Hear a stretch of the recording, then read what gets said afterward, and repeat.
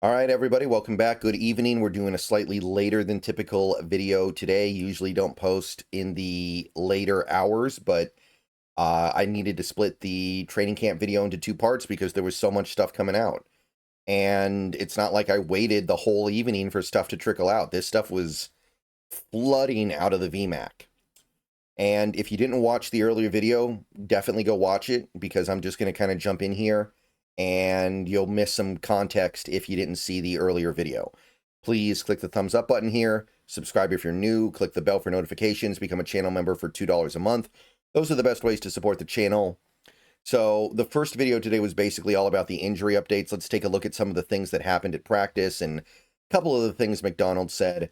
So first of all, the Seahawks had a new long snapper here.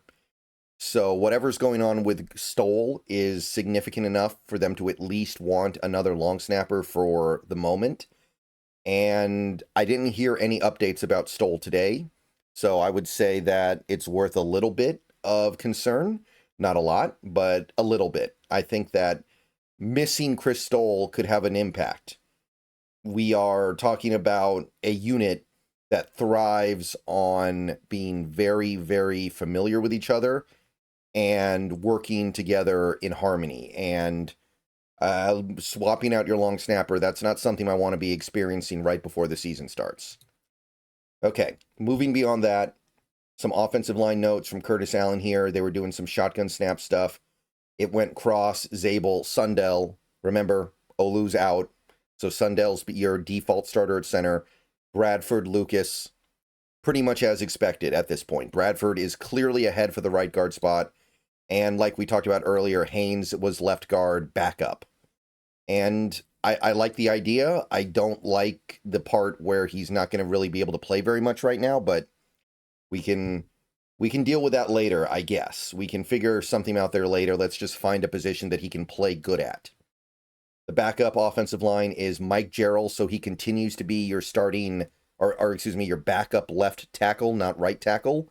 Haynes, I'm pretty sure this is an autocorrect for, I mean, I don't know how to pronounce his name off the top of my head, but the third string center, Malone Giaz, Lomia, and then Jones. So Lomia's back on the right side. He was listed as a left guard on the depth chart, but that never really made much sense to me. And I think he's back where he belongs here. And Josh Jones, seems like they're pretty happy with having Jarrell on the left and Jones on the right. I like it. I feel that kind of I like that better than the alternative. I'll put it to you that way. So some of the plays that went down today at camp, Bobo sideline catch from Darnold here. Bobo's a guy fighting for his roster spot, and the things I've heard lately indicate that he's doing pretty good and he's likely going to get that roster spot. I will say that he's got some intense competition from a couple of guys, but right now it seems like Bobo's good. Demarion Williams was defending, and it was good defense. Darnold just made a really good throw, and Bobo made a really good catch. Demarion Williams, by the way, keep an eye on that guy. That guy's doing stuff. That guy's having a good camp. People are liking what they're seeing from him. And a guy like Nehemiah Pritchett, who I know he was a draft pick last year, but maybe a guy like Demarion Williams can take that spot. I'm not ruling it out, and I say that as a guy who really liked Pritchett. Here's some stuff with a Ken Walker. 2 great cuts on a run. Doesn't look limited. And again, this sentiment was echoed by many, many people. Walker looked good. Walker looked agile. Walker looked like himself. And that's what matters here. We don't need Walker participating in every single practice. We just need Walker to be there when the games actually count. And we know how good he can be when he's healthy. We know how good his potential is. Just need to put it all together. Worth noting from Curtis Allen here that Walker was also getting some reps with the backups at running back. I'm not sure what to read into that. I'm not sure if they're trying to establish kind of a two-headed running back situation with Walker and Charbonnet. Again, I don't think Charbonnet is going to be a great fit for this run scheme. I think that he'll offer a lot of value in the passing game and as a third down back. I don't know if he's going to be ubiquitous with Walker. I think Walker's skill set is so different and so much more appropriate for what the Seahawks are going to be looking to do. I don't know if that ubiquity is going to be there, but there's nothing wrong with giving Walker extra reps on his first day back, I guess. Another couple of plays that were notable. Dugar reported Reek Woolen with a couple of really nice plays. The first team offense went at Reek 3 times on deep balls, twice to JSN, 1 to Scantling, all 3 incomplete. And according to Dugar, I haven't seen these plays. All 3 plays, Woolen was great. Woolen put himself in great position to make a play on the ball to prevent any chance of a completion. And Woolen, generally speaking, sounds like he's had a good camp, but he's gotten beat a few times, not today. Not on this sequence, JSN, MVS, 2 very different receivers. He shows what he can do. He shows what he's got. A little bit later, we did have more deep passes from Milrow. Did have a couple of nice deep shots. One was to Dariq Young, and Dariq Young is kind of the guy that I think is pushing Bobo. I feel like one of those guys makes the team, but not both. And Dariq Young, who a lot of Seahawks fans, myself included, had kind of forgotten about, he's letting it be known he is not going to just roll over here and let anybody else take it. A couple people reported this was like some crazy diving one-handed catch, and it builds on the great camp that he's had. Had another deep shot to Ricky White. He's another guy who I think White will make the roster because of special teams and the fact that he's on that first year of a rookie deal. Regardless, I don't think it's guaranteed, so he's got to do stuff. Also had a deep shot to Broden that was incomplete. Broden's still hanging around as well. I think he is going to make the practice squad at this point. I know that he didn't really do anything big today, but generally speaking, I think we've seen what we need to see from Broden to at least let him chill out on the practice squad for a little bit. More plays, Curtis Crabtree talking about Job having a nice rip out of a ball that was hitting Cooper Kupp in the hands.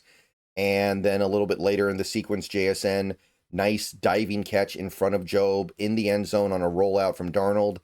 We are seeing the offense making progress here. Yesterday was supposedly the best day of practice for the offense so far.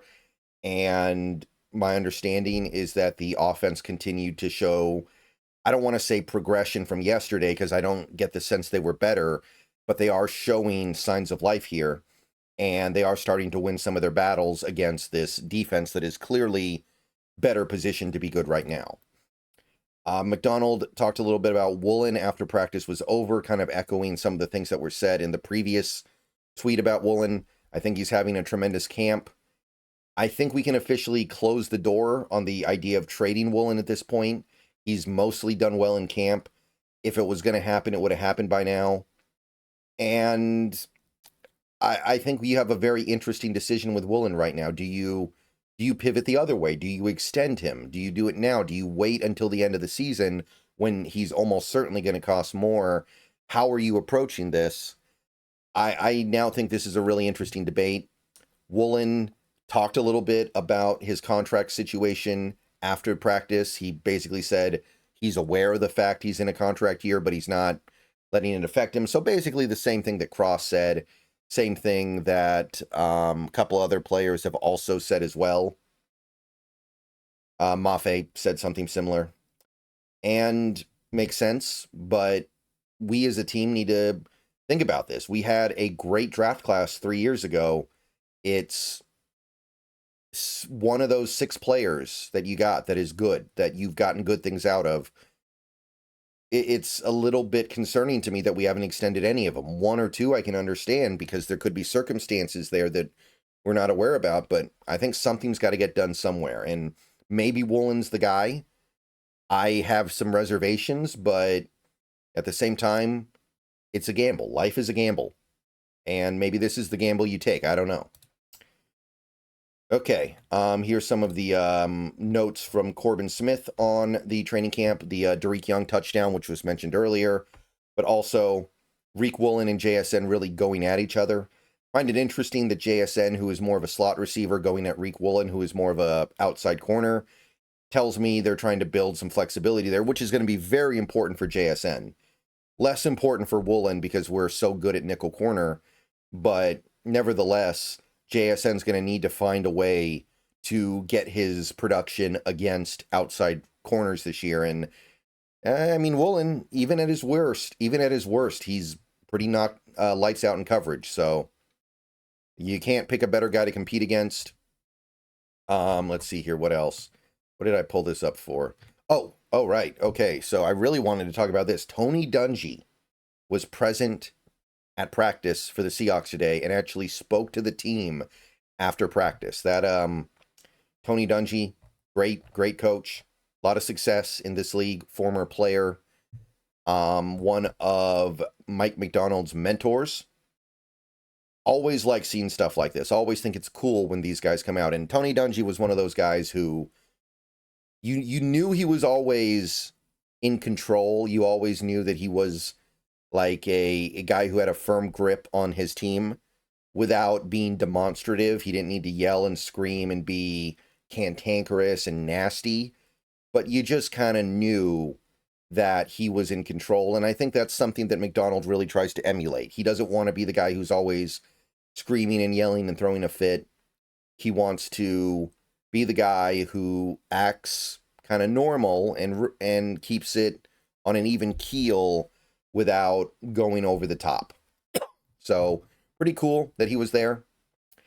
All right, some more stuff from McDonald and a couple of roster notes before we check out here. First, Mike McDonald talked a little bit about Anthony Bradford, and it feels like he's got pole position for right guard based on this, even if he won't give it to him yet. McDonald said Anthony Bradford is taking control over his career, but consistency is still the area he has to check off. He has to prove that in the preseason, rest of camp to secure right guard job. This feels like a statement that is basically saying he's got it, but he's got to keep it. And I don't know what else you could do at this point. Who else is it going to be? I don't hate Lomia, but Bradford is much more talented and much more athletic.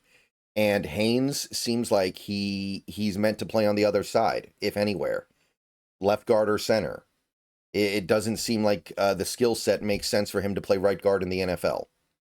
Is what it is. And I know some people hate Bradford. I know there's a very strong negative reaction that Seahawks fans have when you talk about Anthony Bradford, but I still think there is a very good player buried in here somewhere.